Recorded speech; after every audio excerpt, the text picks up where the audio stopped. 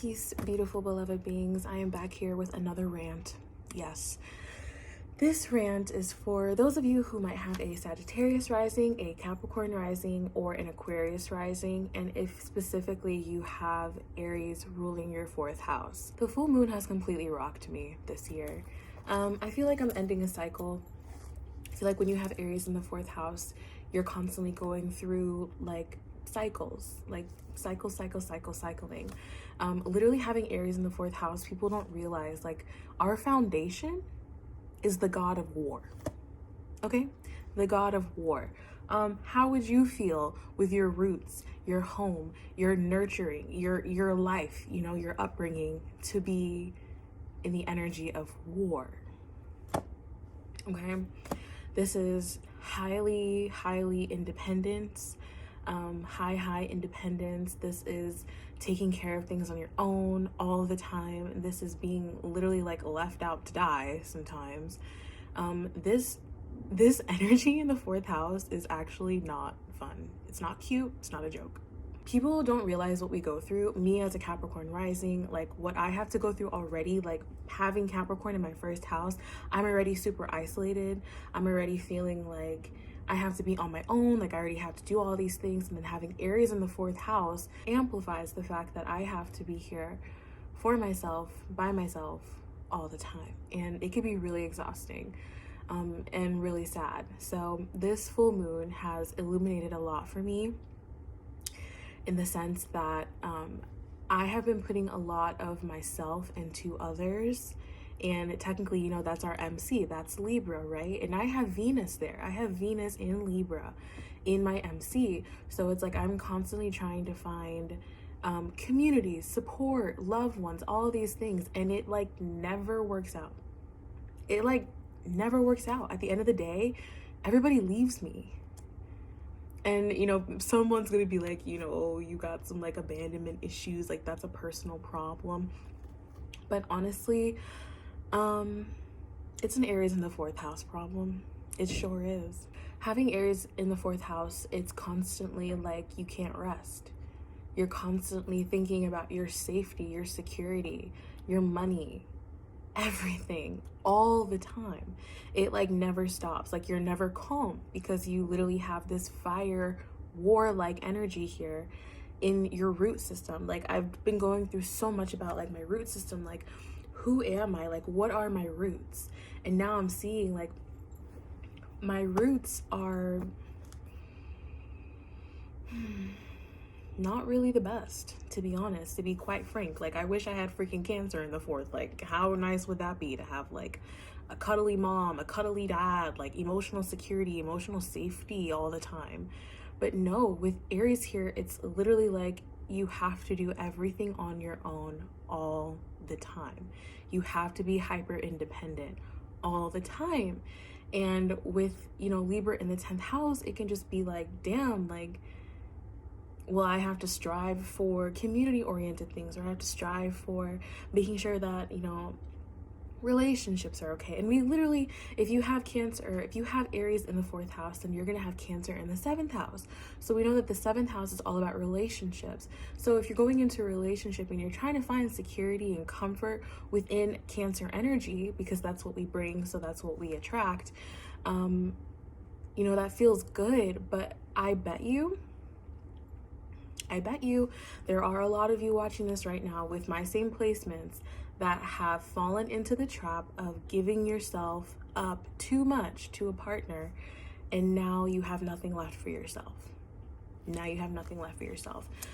It can be really draining and detrimental to us. And for the longest time, because I have Venus in Libra and I'm just like, you know, oh, I would love to be in a relationship. Like I need to be in a relationship, love being in relationships, fine. But I have been in relationships with people who are not secure within themselves, emotionally, physically, financially. And so when I'm in these relationships with these people, that reflects onto me. And now I'm left questioning my stability. I'm left questioning, is this safe? I'm left questioning a lot of things. And it's so overwhelming because Aries wants you, like, this full moon really reminded me, like, you cannot depend on other people. You need other people 100%, yes, to like get through life, you know, like travel by yourself, you get there faster. Travel together, you get there farther. 100%. I definitely believe that you need people, but at the same time, with our root system, our sense of security and safety being in the sign of Aries, war, independence, we can't place it on other people. We cannot. It has to be our responsibility. And maybe some of y'all already learned that, but I just learned that like today. Okay. Well, yeah, like yesterday, the full moon was basically conjunct Chiron, and Chiron is in retrograde, and that completely fucked me. Like that energy of the wounded healer being in such close conjunction with the moon of emotions and bringing so much up to the surface. Wow, I realized how unstable, how unsecure, how unsafe I have been my entire life. And my entire life, no matter what home I moved into, there was some part of me that did not feel safe. And honestly, I've been thinking a lot about, you know, what it would be like to finally have my own place, because I've never actually lived on my own by myself until I was in Mexico. And I think that's why I needed to go to Mexico. Watch my Mexico vlogs, y'all, is popping. Like, you see the things that I go through, how excited I am just to like be by myself and do my own things. That's what the Aries and fourth house energy needs, is freedom. Freedom, all right? And it's hard when we have Cancer in the seventh house and we want to be like this all the time. We want to be so close, but you cannot be close to somebody who can't keep you stable. You can't be close to somebody who can't bring you security. You know what I'm saying? Especially emotionally, because Aries is in the fourth house here. Like, I'm gonna blow up on you. I'm gonna blow up. I'm gonna walk out. I'm gonna cut you. It's not cute. My anger issues are very real. Very, very real. And Cancer likes to like hold it in. But the Aries in my house, oh, we're fighting. Like, not, I don't like physical fighting. Like, I'm a very gentle spirit, but like, I will throw words at you and yell. I had a relationship recently where they brought out so much anger in me. I've never experienced that much anger, but they brought out so much anger in me. I was like screaming at times, and I was just like, whoa. Like, is this actually me? Yes. With Aries in the fourth house, we have to remember that this is fire, so the flame is not always going to be steady. The flame goes down, it goes up, it does this, it does that. You know, the flame is just like always doing something. It's like, technically, even though Aries is cardinal energy, so it's like, you know, getting things started, initiating things. With the fire, like, think about the actual physical flame. It's constantly manipulated by its surroundings. If it's a windy day, the flame is going to go crazy and it could actually go out.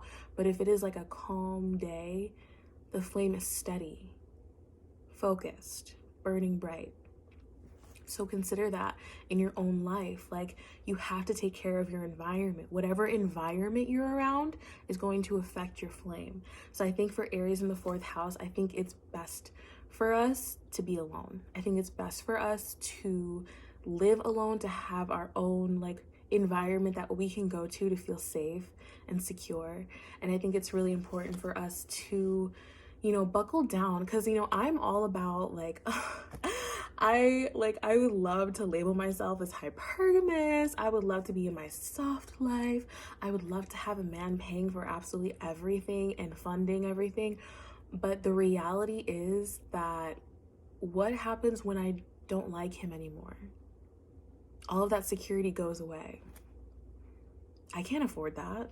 Mentally, physically, emotionally, I cannot afford that. So with Aries in the fourth house, we have to remember to always have our own back. We always have to be there for us first. Always. Like, it's not an option. It's not an option. We have to be there for ourselves first, or else we're going to feel like we're at the will of others. And no. Capricorn rising doesn't like that. Aries in the 4th house doesn't like that. The will of others, oh no. And I know that we're extremely community oriented. Like I said, we're going to be having Scorpio in the 11th house. Some of you are having it in the 10th house or even in the 12th house. So that Scorpio energy, you know, really focus on your 11th house and see like your community, like who are you bringing into your circle? Can you actually depend on them? Can they help you? You know, when we are talking about community, when we do want friends, when we do want family to assist us, can they actually assist us? And do not burden them with your issues, because when you burden them, they can leave you high and dry. And how are you going to feel? How are you going to feel? You're going to feel helpless. You're going to feel like you're just like abandoned, but in reality, you abandoned yourself. Yeah. That's what it's all about. You have to remember that you are the leader. Aries in the 4th house, Aries in the house of home, your root system, your nurturing. You have to nurture yourself. You have to look after yourself. You have to make sure that you are stable by yourself. And it's tough, y'all. It's tough.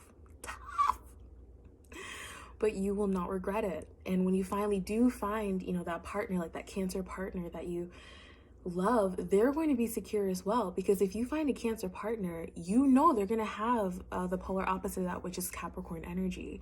Capricorn energy likes to keep it stable, likes to keep it flowing, likes to keep it going. But you have to find that healthy balance, and you can't just find the Cancer energy that wants to just take from you, or the Cancer energy that you just want to like release all your burdens. You know, you have to find someone that you can be stable with, someone who's going to help you in your independence, actually. Yeah. And not allow you to be so codependent, but help you with the independence. Allow your divine masculine to thrive. Aries in the 4th house is all about divine masculine. Like, this is war. This is battle. This is charging. This is going. This is action, like all the time. So you're going to need to make sure that you're in a safe place. And I mean, it could just be for me, but I'm telling you, like, I've lived with people my whole life and I've never felt safe. But I just keep dreaming and fantasizing of a place of my own. And everyone's like, that's not financially. Yeah, whatever. Okay, you know what's really not going to be good for me is if I lose my mind. If I lose my mind, no bueno. So yeah, I really hope that helped some of you or brought clarity, because this full moon really fucked me up and I questioned a lot, and a lot came up to the surface. And yeah, especially the father wounds, the mother wounds. Like, the 4th house being in Aries, your mother has to be a fire sign, some type of sign that doesn't really, I'm not gonna say like care about you. I'm like, obviously all mothers care like a little bit, but you know, having war in the house, like, you're probably left on your own a lot. I know I was always just at the house by myself. I was always just outside exploring by myself, and I loved it. I love being by myself, because then I don't have to depend on anybody for anything. I don't have to, hey, can we go here? Hey, can we do this? Hey, do you want it? No. No, it's all me. It's all what I want. And that's Aries energy. It's about what I want, when I want it, and that's it. Capiche? Okay. Peace. Sending love to you. Bye.